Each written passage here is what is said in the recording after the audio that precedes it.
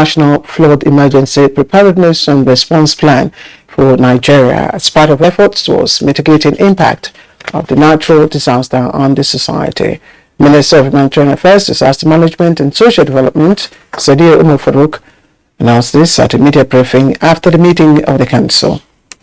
Roles and responsibility of each stakeholder involved in flood preparedness, mitigation, response, and recovery. This plan comes at a time where floods are at its peak and the impact is leading to the loss of lives, destruction of properties, stagnation of livelihood, and damage to our environment.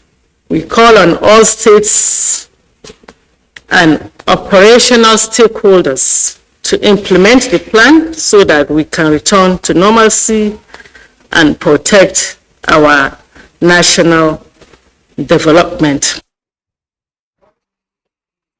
And the federal government has threatened to sanction any airline that refuses to accept the naira for air tickets in the country, describing the reported preference for dollar as a violation of the nation's laws. Minister of Aviation Hadi Sirika issued the threat at a media briefing after the meeting of the Federal Executive Council. The high and the mighty amongst them will be sanctioned if they are caught doing that. NTA had been directed to swing into action, and once we find any airline violating this, we will definitely deal with them. There had been instances where there were air crashes in Nigeria due to masts. The one in Jos involving Wase. Abdullah Wase was a clear cut of having masts around the airport or in the vicinity or en route, or any other obstruction for that matter. So long as it causes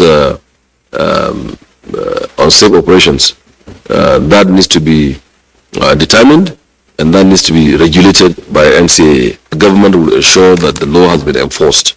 What concerns us in civil aviation is how very safe, secure, and efficient you depart point A and land at point B. There will be more updates at 1.